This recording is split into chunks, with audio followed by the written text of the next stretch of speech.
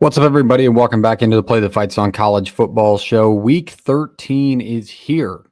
This is the Nebraska side of things. If you've never joined us before, we appreciate you joining the show.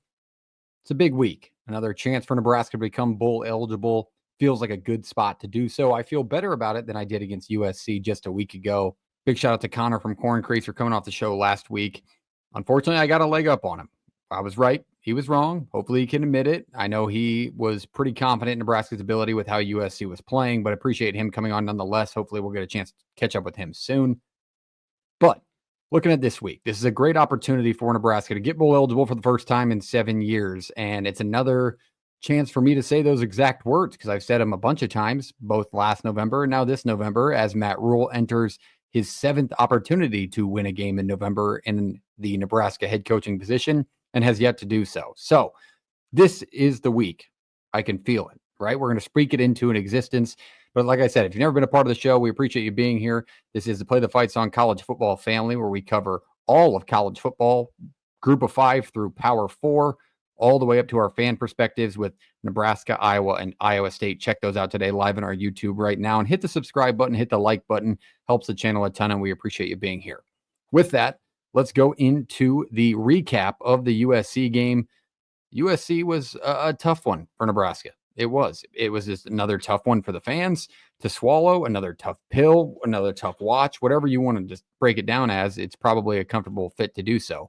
I tried to make a recap video here on Sunday night or Saturday night, and I couldn't even think of what to say just because, it's another one-score loss. Everybody's hitting the panic button on X, on Instagram, wherever you get your social message boards. Everybody's hitting the panic button. Fire Matt Rhule. Holgerson's offense didn't look any better. I mean, we lose to a middle of the pack Big Ten team at best. That was a top 15 team in the country coming into the season and beat LSU in week 1. That team is obviously not the same at USC, but they still have some talented players nonetheless that hurt us throughout the game. Woody Marks was really good for them. I thought Mavia, outside of obviously the big mistake early in the game to say her right, was a pretty good replacement for what Miller Moss had done there. Beat us with his legs a couple of times, not a ton, just a few times, but enough to win a game at home and get the Trojans in the game closer to being bowl eligible, as Nebraska sits at 5-5, and now USC sits with 5 wins on the year as well.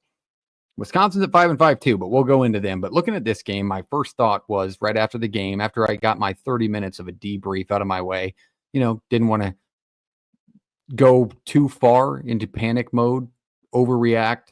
But those moments happen as fans, especially from what we've been through the last 7-8 years. You can say the last decade if you want to be comfortable, and the last 2 decades for most of you out there.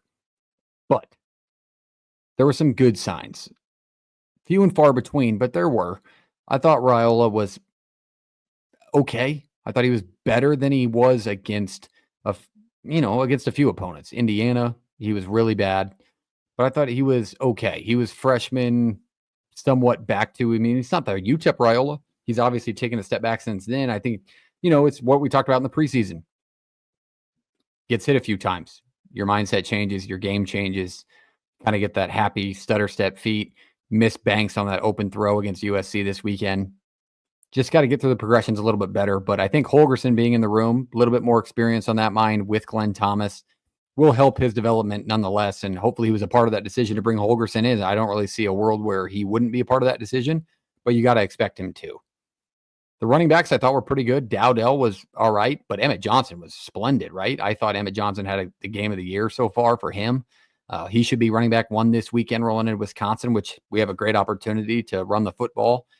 Little preview there, but we do have a good opportunity for Emmett Johnson to have a nice week again, along with Dowdell. He'll be beneficial in the offense again this weekend. But on the outside, we struggled again to get open, right? A few times Raiola got pressured back there, had to either throw it away, take a sack. But that wasn't the big takeaway for me. The offense was somewhat better, a minimal half step better. The defense, though, man, that defensive line is frustrating because you got guys with experience, Ty, Nash, and have they gotten better since last year? I don't know. I've heard the argument both ways. I've heard people online really upset with people who say that Ty and Nash haven't taken a step forward, but it's not a step forward in the direction that you want them to take over a game single-handedly. Now, Nebraska fans have higher standards than Dominican Sue and what he was able to do in his time. but they still haven't taken the next step. Like, I don't know if Ty Robinson is any more draft eligible this year than he was last year. Maybe on the stat sheet, but there are a few plays in the games where he just simply either gets beat, he gets double teamed often, so a little bit of credit, slack there. But Nash finally got in on a play this weekend, but only 1 sack and 30 plus dropbacks. You had some hurries, and early in the game, you were way more effective. Our defensive line was way more effective early in the game, hence the pick 6. But then when you let Mavia get comfortable, run out of the pocket, start extending plays, making plays with his legs, then you get yourself in trouble. The defensive backs were pretty abysmal. I thought Hartzog was good. I thought Buford played a better game than normal, other than the broken coverage play, which was mostly on him. Man, Tommy Hill looks like he's taking a gigantic step back. Maybe it's that foot. Maybe the foot literally forced him to take a step back because he can't step. But man, he's taking a step back. So we need a little bit better play out of Tommy Hill this weekend if he wants to see the field as consistently as he should with a guy of his caliber. But I think he knows he needs to step up as well. They are right, pretty good. They targeted him a bunch, but he handled his business. Pick 6 always helps your case at the end of the day to say you played well. And I really did think he played well against his old team there. Other than that, I don't think anything was a huge takeaway other than just another 1-score loss. Like, you're starting to get that feeling again where you're becoming numb to it, where it's just like, shit, you possess the ball, you get beaten time of possession. That's not saying much because you turn the ball all the time. 2 interceptions hurts you. We only had 119 yards rushing to their 185, so our rush defense was pretty thin throughout the middle. I thought Woody Marks beat us up the middle. They kept beating us in the same sweep play. You bring Zachariah Branch in motion, handoff up the middle, or they give it to Zach on the sweep. They didn't even give it to him that often. Woody Marks just kept pounding it down our throats. So, tough look there. We need to outrush Wisconsin this week to have a chance. However, Wisconsin is very run heavy. We averaged 4.8 yards a rush last week. USC gave up around 4.5 for the entire season. So we probably should have run the ball more, but I think everybody can kind of agree with that. We'd run the ball 14, 15-yard runs, and then we'd throw it 2 or 3 times. I saw a little bit of Satterfield reflections in Holgerson's offense this weekend. So I don't know. We'll see what the adjustments they make going into Wisconsin, but I feel like we're better fit, and now maybe he's got a week under his belt, a game experience under his belt that he knows what this offense can do. He can kind of base it off that. It's so tough bringing an offensive coordinator at this time of year to kind of turn things around. On the other side of things, don't panic. Don't fire Rhule. I can't believe that conversation's already here. We gave Frost 4 years, 3.5, whatever you want to call it. And we're going to give Rhule 1.7 years. Like, we still have an opportunity. If we win one more, if we somehow beat Iowa and Iowa City or beat Wisconsin this weekend, you wouldn't be happy with this season. Obviously, it would feel like a letdown from what you started as at 5-2 or 5-1 or whatever we were at one point. But like, that was sort of the expectation. We talked about it a few weeks ago on this show. If you put your preseason expectation on the table, would you really be as disappointed as you were after week 6? I don't think so. I thought 7-5 was the ceiling for this team. 8-4 at the very, very most extravagant, holy crap, extend Rhule through 2080. Extravagant. So don't hit the panic button. Let's not start firing names every which way.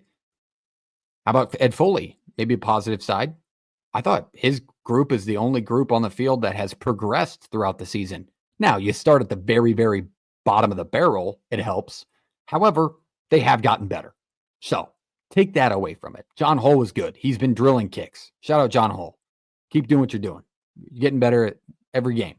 We appreciate that. So Foley is kind of, I don't know if you want to say saved his job, because we've had some special teams blunders since, the beginning of the season, but it's few and far between what it was. Right? So maybe that's a positive sign. Let me know what you think on Foley. You think we still fire him, or I don't know. I'd be fine with keeping him, honestly, especially if Hull keeps making kicks these last 2 games, which are going to be incredibly important. I say you roll with him. But all right, with that, let's go into the Wisconsin preview. That was USC. Obviously, you have your thoughts. Drop them in the comments. If I said anything asinine that you disagree with, drop them in the comments. Let's have a conversation. It's a fan perspective show. We appreciate you being here. But before we move on to the Wisconsin preview, let's talk No Rivals. Shop NoRivals.com. Use the code PTFS at checkout for free shipping. Premium collegiate hats, beautiful designs. Nebraska's not on there yet, but if you go to the teams tab all the way down to request your team at the bottom, hopefully we can get the Huskers on there and start slinging around some Shop No Rivals caps today. Shout out to our great partners at No Rivals. Check those out. And if you hit your score prediction below for this week's game against Wisconsin, I'm going to send you a No Rivals cap for free on us at Play the Fight Song. So drop that score prediction today for a chance to win a free No Rivals cap. Find your de facto team and choose a cap. Hit the score prediction on the head, and I'll send it to you. We appreciate you being here. All right, with that, let's go into Wisconsin. Wisconsin is a great opportunity for Nebraska to get bowl eligible. We said at the beginning of the show, let's reemphasize it as we roll into this week. It's an okay team. They sit at 5-5 right now. They've had some good wins. They've had 3 straight losses as of late, but their wins came early in the season against not great opponents. Then they had a nice little stretch against a Purdue and Rutgers style teams where I really thought, this Wisconsin team has taken a gigantic leap under the second year of Luke Fickell, who was a former head coach at Cincinnati and brought them to the college football playoff. New system in the air raid. They brought in Tyler Van Dyke this year. That went south. Ches Malusi was a good back for them. That went south as he ended up getting banged up and telling them, hey, I'm done. I'm taking a redshirt year. So they've had some staggering moments this year that are maybe like, hey, that definitely knocks you down a peg when you talk about looking at a season as a whole from what you expected. Early in the season, they beat Western Michigan and South Dakota for their kickoff 2-0 in the season. Then they roll in Alabama. Alabama rolls Wisconsin out of their own yard in Camp Randall. Then they go on the road and get beat by 3 scores by USC. People started to hit the panic button, really thought Wisconsin was a bad football team. They rattled off those wins against Purdue, Rutgers, and Northwestern, and they dominated all 3 of those matchups. Now the most recent 3 games, which they caught Penn State at a good time. Wisconsin coming off 3 good, feel-good wins, confident building wins. They were in that game for majority of it until Braden Locke threw an interception, a pick 6, and that really turned the game around, and Drew Aller and crew took it from there. But they were in that game. This is a talented Wisconsin team with Drew Lock, who's been playing for a while now and has got some starting experience under his belt. So watch out for his ability, as it's gotten significantly better than it was at the beginning of the year when Tyler Van Dyke was starting the Miami transfer. So watch out for not Tyler Van Dyke. He's going to be calling plays. But watch out for Braden Locke on the sideline. We'll go further into him. Then they went on the road at Iowa, get dismantled in a rivalry game, trophy game for them, 42-10. They got run all over, which is another opportunity for Nebraska, which we'll talk on our offensive opportunities. And then last week, they play at home against Oregon, get into a real dogfight late in the game. Oregon wins the game 16-13. But it was on that verge, kind of like 2021 us, 2022 us, and what feels like almost 2023 us, where you're so close. Like, do you take the emotional win? Like, hey, we only lost by 3 to the number 1 team in the country. Hey, we only lost by 4 to the number 3 team in the country at Ohio State this year. Right? So you're kind of looking for these emotional wins, and Wisconsin shares that with us, especially after last week. Or it could just be viewed as South. Like, yeah, they couldn't get it done there. They're what you don't feel great about on the road this week at Nebraska. It goes which way. Then they'll finish up the season next week with Minnesota. But this is a big opportunity for the Badgers, too, to get bowl eligible as they sit 5-5. But that's kind of look at their schedule. What I took away from it is after the Alabama game, I really thought Wisconsin was a bad football team again. They came back, won the games against the really bad Big Ten opponents like we did. But what impressed me the most was probably the Rutgers game. They put up 42 points on Rutgers. I thought Rutgers' defense was better than that. However, maybe I just realized that Nebraska's offense is worse than that. So that swings both ways as well. With that, let's go into their offense. Let's start it off with their quarterback, Braden Locke, who we've talked about, and we need to talk about because this is our backup quarterback. Me and Connor got into it last week where I said it's a backup quarterback. He said, you can't call him that anymore because he's been starting for 6 weeks now, 7 weeks now, whatever the number is. He's been starting now. He's still a backup. He wasn't the best quarterback in the program. That's why he didn't start. He's starting because of an injury. So there's obviously a step back from what they would have had out there, especially experience-wise with Van Dyke and the amount of games he's played in college. But he's still a good option for them nonetheless. 6 foot, 205 pounds, Rockwell, Texas guy, playing at Wisconsin, been there for a while. He's got that experience from this year. That's about it. He's got some ability. He can throw the ball sideline to sideline. Good, strong arm, decision-making, little hit or miss. Has the ability to run, won't do it schematically often. It's not a called run often, but they will show you those RPO looks where he will pull it out every now and then. I'm sure against Nebraska this week, a team that's given up 7, 10 yards or more rushes to quarterbacks throughout the season, I'm sure Locke will pull 1 or 2 this weekend out for a few yards, and hopefully we can lay a hit on him and start to kind of give him second thoughts about doing that again. This offense runs through him the least amount possible. They did a really good job scheming, although they just got rid of their offensive coordinator. Everybody knows that by now. So they've got an interim guy. Luke Fickell said this week that it doesn't really matter who calls the plays. It's not that big of a deal. Why do people care? It is a big deal, especially since, you don't know what you're going to get this week for what they've learned, what they've established, what they've thought about. Like whether or not you think so, all these kids' mindsets change based on the way you call plays on different situational circumstances. So we'll see what Wisconsin looks like this week with Braden Locke behind center. But I don't think he's going to be a guy that throws the ball a ton, especially not in Lincoln this weekend. High of 45 degrees, going to be a run-heavy, classic Big Ten November game. End of November. Should be sunny, though, which is shocking. But he's not going to be a guy that's going to throw it 38 to 40 times. He's only gone for about 150, 120 to 180 yards in majority of their matchups outside of the Purdue game where he threw for like 4.5 football fields. Looking at their running back, the running back is a really good option to be option 1B. Option 1A was Ches Malusi. He decided to hit that portal route after being banged up. So be it. But Tawi Walker is an elite back in the Big Ten. A lot of ability, a lot of room to grow. But this is an Oklahoma transfer who has found a good home for him at Wisconsin. I mean, he's carried the ball a ton this season. He's their leading carrier, and it's not even close. Bowling ball build, a little shorter, 5'9", 218. Pretty explosive, though. Physical back, a really old-style Wisconsin back from what the air raid offense that they pitch to you now is. But he's going to run the ball a lot, especially this weekend. So Nebraska's got to be physical up front, got to be better up front than we were against USC in handling Woody Marks and crew, because Tawi Walker is an almost equal caliber back, if not equal caliber back. Don't yell at me, Wisconsin fans. It's just Woody Marks looked like a top 10 running back in the country last week against us. And it's a tough run defense to run against. But this unit as a whole, I mean, not to mention this Wisconsin unit's not much better than Nebraska on offense. They only average 23.6 points a game. That's 91st in the country. To put it in perspective, Nebraska averages 22 points a game. That's 97th in the country. But they want to run the ball. Kind of like what Nebraska talks, Wisconsin actually does. Wisconsin runs the ball 54% of the time. Obviously, the other 46 is made up through the pass. So it's going to be a run-heavy game, and I especially think they're going to emphasize it this weekend in Lincoln. Maybe a windy. It's always windy in Nebraska, so it could change their offensive plan. Let's go to the receivers. The receivers, they have a couple of good options. Not in the mix a ton because, like I said, they don't throw the ball a ton, and Locke has had some inconsistencies this year, but he's a stand-in. Start on the left, Will Pauling, Cincinnati transfer back in 2022. He's been at Wisconsin for 2 seasons now. Really good quality wide receiver, good feet, sound, catches the ball well, stands at 5'10", 190, a little undersized, but that's okay because our defensive backs are a little undersized as well. Going to see Hartzog on him, Buford, Sayre Wright.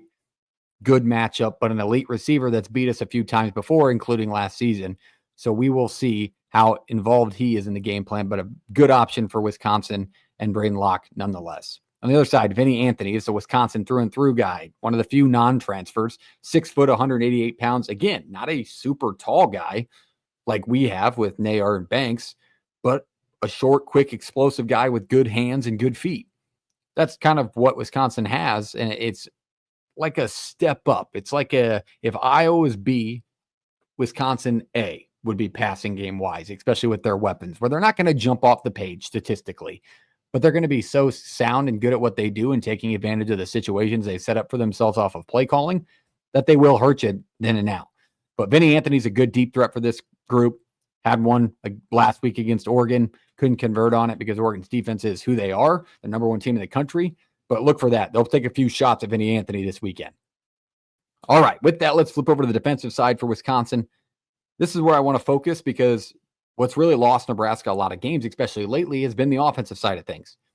On the defensive side of Wisconsin, they're good. It's a good unit. They haven't given up a ton of points to a ton of teams a lot, but when they have, there's been one consistent thing that they've struggled with, which opens up our offensive conversation for the weekend, especially at the quarterback position. I think everybody knows where I'm going with this now, but let's talk about the players first. On the left, Hunter Wohler, really good safety.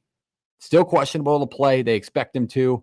6'2", 218, a lot of experience in the Big Ten. Their best player on this defensive unit by far. He got banged up last week against Oregon late in the game. He left. concussion protocol. Still unsure if he's going to play. I would say yes for now. It's Tuesday, late Tuesday when I'm recording this. So it could have dropped already. Let me know in the comments because he will make an impact if he's on the field. So it's a big deal or not, but it's worth mentioning nonetheless, even if he has a chance. And on the other side, this is a guy you won't hear a lot about. But the defensive line for them has struggled throughout the season. Not a ton of sacks. Decent when it comes to guarding the run, but they don't get to the quarterback as much as they'd like to. But Elijah Hills, number 94 on the right, is a great option for them to get to the quarterback. He leads this defensive line group in sacks, and he's a big dude, 6'3", 282, but he's going up against a big Nebraska offensive line that's gotten a little bit better. I thought Nebraska's offensive line was somewhat decent last week, especially in pass protection compared to what they were. So I don't want to see a ton of sacks this weekend, a ton of hurries. And if they do, it'll be come off the pressure because Wisconsin's defense really, really wants to bring pressure off the edge. Different blitzes, maybe roller blitzes. It's a lot of safety and linebacker blitzes. The linebacking group dominates the sack category on the statistical sheets because of the way their defense is run. Their pressure is going to come off the edge, various edge. If they show cornerback blitz, 90% of the time, they're coming. They're not going to drop off of it. So we'll see how Nebraska's offense reacts to that. Where Nebraska struggles on paper against this Wisconsin defense is the quarterback position, believe it or not. Dylan Raiola, very good quarterback. High upside, high ceiling. However, Wisconsin has gotten beat often this season because of the running quarterbacks they've faced. That's where they found themselves in blowout games or blowout losses. For example, they get beat 42-10 by Alabama at home. Milroe has 2 rushing touchdowns. And he threw for 3. Milroe was just elite that game. How about Miller Moss, who doesn't even start for USC anymore, the week after where they get beat by 3 scores? He has a rushing touchdown against this Wisconsin team. And then 3 weeks ago, Iowa, when they got manhandled 42-10 again on the road.